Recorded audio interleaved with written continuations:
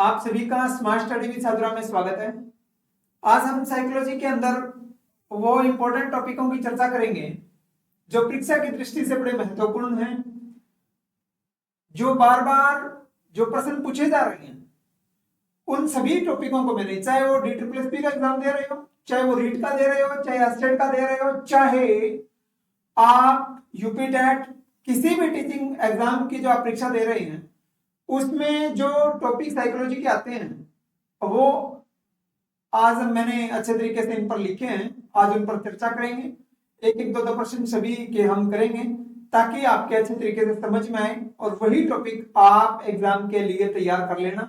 और हम साइकोलॉजी की क्लास लगा रहे हैं तो वो इसी तरीके से क्लास लगाएंगे, जो ये टॉपिक है उन सभी टॉपिकों को ध्यान में रखे हम प्रत्येक क्लास लगाएंगे। तो देखते हैं इनमें कौन कौन से इंपॉर्टेंट टॉपिक है जो कई किताबों में तो दे रखे हैं। कुछ किताबें ऐसी हैं जिसमें ये टॉपिक कम दे रखे हैं, कुछ किताबें ऐसी हैं जिसमें अच्छे तरीके से दे रखे हैं। तो आप यहाँ पर देखिए साइकोलॉजी के लिए टॉपिक, मनोविज्ञान का अर्थ क्या है और मनोविज्ञान का स्वरूप क्या है। इसमें वो आते हैं मनोविज्ञान का अर्थ क्या है, मनोविज्ञान की जरूरत क्यों पड़ी, मनोविज्ञान शब्द कहां से आया, इनके अंदर क्या क्या लाभ है, इनके क्या क्या इनकी विशेषताएं हैं, इनका स्ट्रक्चर कैसा है, वो सारी की सारी अर्थ और स्वरूप में हम पढ़ते हैं। उसके बाद में दूसरा है शिक्षा मनोविज्ञान की विधियां, चाहे वो निरीक्षण विधि हो, चाहे वो आगमन विधि हो, चाहे वो कोई भी किसी प्रकार की विधियां हैं जो शिक्षा मनोविज्ञान से संबंधित है, वो सारी की सारी इसमें हम देखो। शिक्षण विधियां, आगमन, निगमन, साइकोलॉजी की विधियां, प्रेक्षण या मतलब इसमें आगमन में इसमें भी है, निगमन में भी है, मूर्त अमूर्त का जो हम स्ट्रक्चर पढ़ते हैं वो विधियों को अटैच करके पढ़ते हैं ताकि आपके अच्छे तरीके से समझ में आ जाए। तो विधियों के भी प्रश्न आते हैं, कई बार इसमें ये आ जाता है नीचे दिए गए ऑप्शनों में से कौन सी विधि प्राइमरी के लिए उचित रहेगी, कौन सी विधि हाई स्कूल के लिए ठीक रहेगी, ये समस्या है तो कौन सी विधि ठीक रहेगी। तो ये सारा का सारा जो जितनी भी विधियां हैं वो शिक्षा मनोविज्ञान के अंदर हम पढ़ेंगे।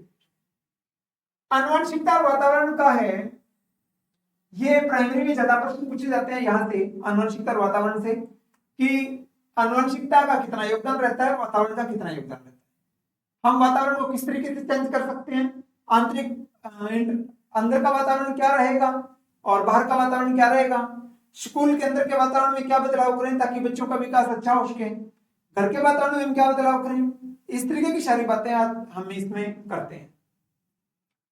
वृद्धि एवं विकास, वृद्धि क्या है, विकास क्या है, उम्र पर कौन सा चलता है, निश्चित अवधि के लिए कौन सा चलता है, वृद्धि के लिए विकास जरूरी है या नहीं जरूरी है, विकास के लिए वृद्धि जरूरी है या नहीं जरूरी है, वृद्धि में क्या क्या बातें आती है, विकास में क्या क्या आएगा, और ये इनके बारे में आपको विशेष रूप से पढ़ना चाहिए। ये सारे के सारे बार बार प्रश्न आते हैं पेपरों में, चाहे वो पियाजे का हो, अधिकतर बच्चों को पियाजे और थॉर्नडाइक के बारे में ज्यादा पता है। और पियाजे, वाइगोट्स्की, collar, GS hall, Bandura, Erikson, ब्राउनफेनर और ब्रेनर, थॉर्नडाइक, स्किनर और पैरल। किसी ने चूहे पर किया है तो किसी ने बंदर पर किया है और किसी ने कुत्ते पर किया है। अलग अलग ने अलग अलग शोध किए हैं, वो सारे के सारे आप इसमें अच्छे तरीके से सिद्धांत में पढ़ सकते हैं। अगला प्रश्न अपना, अगला टॉपिक रहेगा, देखिए सीखना। देखिए आप पढ़ते हैं कि व्यवहार में परिवर्तन सीखना है, अब वो परिवर्तन सकारात्मक है या नकारात्मक है, इसके लिए आपको सीखने का टॉपिक अच्छे तरीके से पढ़ना पड़ेगा। पेपरों में आता है कि सीखने का ये सिद्धांत किसने दिया और सीखने में क्या क्या बातें ये प्रमुख रहेगी और सीखने के लिए क्या क्या कारगर है और सीखने में क्या क्या बाधक है।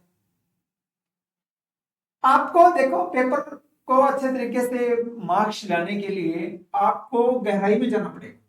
यदि आप ऊपर ऊपर का मान पढ़ोगे तो आपको सफलता मिलना असंभव है। और आप कहोगे कि ये टॉपिक तो मैंने कराया था, नहीं कराया था, गहराई से नहीं कराया, क्योंकि आप प्रीवियस क्वेश्चनों को प्रैक्टिस कीजिए। हम जो वीडियो डाल रहे हैं वो वीडियो इसलिए इस तरीके के डाल रहे हैं ताकि हमारे को पता है कि यहाँ बच्चे पजल होते हैं, ये प्रश्न उसने पढ़ ही नहीं रखे, तो इसलिए इस तरीके की वीडियो डालते हैं। अभिप्रेरणा और प्रोत्साहन, देखिए बुद्धि परीक्षण और उपलब्धि परीक्षण में भी अंतर है, इसलिए मैंने इकट्ठा लिखा।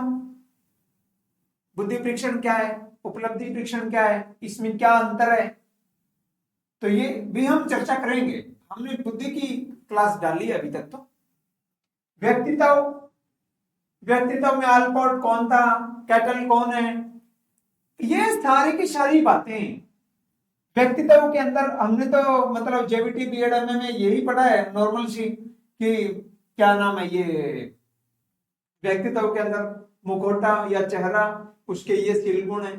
अब उसमें क्या क्या प्रमुख बातें रहेगी, आजकल का पेपर है वो बिल्कुल वहां जब हम सोच जहां बंद करते हैं वहां से परीक्षा बनाने वाला, प्रश्न पत्र बनाने वाला वहां स्टार्ट करता है और आपके प्रश्न गलत हो जाते हैं।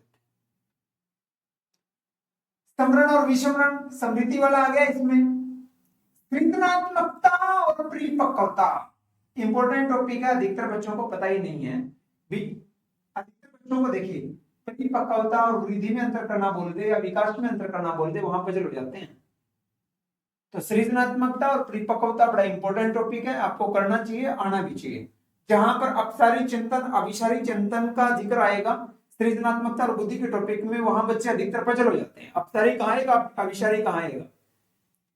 और व्यक्तिगत विभिन्नता, प्रत्येक व्यक्ति डिफरेंट है, प्रत्येक व्यक्ति अलग है, वो व्यक्ति क्यों अलग है उसके लिए कारण जानना जरूरी है। और विशिष्ट बालक में हो सकता है वो पिछड़ा हो सकता है कोई समस्यात्मक हो सकता है कोई अपराधी हो, कोई भी किसी कारण विशिष्ट अलग है अन्य बच्चों की तुलना में, उसके लिए किस तरीके के उपचार हम दें ताकि उसमें कुछ फेरबदल हो सके। प्रतिभाशाली बच्चों के लिए उपचारात्मक शिक्षण की जरूरत नहीं है। अनुशासन एवं शिक्षा, समाजीकरण, समाज का लेखन, लिंग एवं जेंडर, अधिकतर लोगों को तो यही पता नहीं है लिंग और जेंडर अलग अलग है या एक ही है, इसलिए मैंने ये टॉपिक लिखा है। मैंने अच्छे तरीके से एनआईओएस में पढ़ा था कि लिंग और जेंडर ये है, जेंडर भेदभाव साइकोलॉजी में बार बार शब्द आता है, बच्चों को ये पता नहीं है वो जेंडर भेदभाव का मतलब क्या है। लिंग भेदभाव अलग चीज है और जेंडर भेदभाव अलग है। बालिका सशक्तिकरण के बारे में पढ़ना पड़ेगा, बीएससी कौन सी परियोजनाएं लगा रखी है सरकार ने और लागू कर रखी है, और उसके बाद में बालिका को हम किस तरीके से इसमें क्या इनको ऐसी उपलब्धि प्रदान करें, इनको ऐसा क्या प्रोवाइड करवाएं ताकि इनके अंदर चेंज आ सके और एक अच्छे ओहदे पर पहुंच सके, इनके व्यवहार में परिवर्तन आ सके। क्योंकि एक माँ, एक लड़की, एक माँ, ये चीजें इनमें ये सबसे बड़ी इंपॉर्टेंट है। ये दो पीढ़ियों को, एक अपना घर हो गया, एक जिसके घर जाएगी वो घर हो गया, तो ये बालिका को सशक्त करने के लिए सरकार ने क्या क्या लागू की है योजनाएं, और हम किस तरीके से बालिका को सशक्त कर सकते हैं इसके ऊपर हम पढ़ना पड़ेगा। और अगला हमारा रहेगा समावेशी शिक्षा और एकीकृत शिक्षा के बारे में भी, इसमें क्या अंतर रहेगा। देखो आज का जो प्रोजेक्ट है वो समावेशी शिक्षा के बारे में, right. NEP, national education policy, नई शिक्षा नीति 2020-2020, इसके भी बहुत से प्रश्न आए हैं कि ये प्रश्न इस तरीके से, ये प्रश्न इस तरीके से, ये भी पढ़ना पड़ेगा। और right to education, NCF, national curriculum framework 2005, और आईसीटी और सतत एवं व्यापक मूल्यांकन, जहां पर आप देखिए आप ये टॉपिक कर लोगे आपके 90% पक्के हैं, आपके सारे कंसेप्ट क्लियर भी हो जाएंगे और आपके सारे क्वेश्चन सही हो जाएंगे। पर इसके लिए देखो मैं आपको बता रहा हूं, चाहे आपका स्टेट का एग्जाम हो, चाहे आपका सीटेट का एग्जाम हो, और चाहे आपका DSSC का एग्जाम हो, चाहे आपका रीट का एग्जाम हो, और चाहे आपका यूपी टेट का हो, और चाहे आपका अदर किसी भी टेट का हो, किसी भी टीचिंग एग्जाम का क्वेश्चन हो, वो सारे के सारे हम इसी चैनल पर करवाएंगे। बुद्धि की क्लास ही लगाएंगे, साइकोलॉजी की क्लासें लगाएंगे। हमने बुद्धि का तो एक ही क्लास लगाई अभी तक, 2-3 क्लास और लगानी है। मैंने प्रैक्टिस सेट ला रखे हैं अलग अलग बढ़िया बढ़िया, और जो मेरे को पता है यहाँ पर बच्चा गलती नहीं करेगा, मैं क्वेश्चन यूट्यूब पर नहीं करवाऊंगा वो, और वो क्वेश्चन कराऊंगा जहां पर अधिकतर बच्चे पजल हो जाते हैं। आप क्लासें अच्छे तरीके से लगाओ, हमारा सहयोग आपके साथ है। वो टाइम बर्बाद नहीं करवाएंगे आपको, जहां पर मान लो 1 घंटा की क्लास और आपको जो वो तो प्रश्न आते ही थे और हम बार बार करवा रहे हैं, नहीं, हम वो करवाएंगे आपको जो नया देंगे। आपके ज्ञान में वृद्धि होगी, आपके प्रत्येक शब्दों का अर्थ समझ में आएगा, अलग अलग कहां पर क्या मिस्टेक हो रही है, कहां पर आप गलती करते हैं। देखो सीटेट में और स्टेट में, चाहे रीट और कोई भी एग्जाम होते हैं ना, उसमें लाइनें बड़ी बड़ी देते हैं, उसमें आपको एक शब्द ही ढूंढना होता है, एक शब्द ढूंढते ही उसका उत्तर निकल जाता है, भी यही होता है, और उसके लिए आपको समझना पड़ेगा। ये सारी की सारी क्लास हम लगाएंगे, आप ये देखना भी ये सिलेबस आपको करना है, और प्रत्येक हर रोज हम एक क्लास डालेंगे साइकोलॉजी की, और साइकोलॉजी अच्छे तरीके से आप कीजिए, और करने के बाद में फिर भी कोई दिक्कत आए, समझ में न आए, आप हमारे टेलीग्राम पर जुड़ सकते हैं, या आप हमारे को व्हाट्सएप नंबर पर मैसेज कर सकते हैं, या आप यूट्यूब के कमेंट में देख सकते हैं कि ये हमारे को और बदलाव की जरूरत है, हम बिल्कुल उसमें बदलाव करेंगे। तो आज के लिए बस इतना ही, आपका बहुत बहुत धन्यवाद।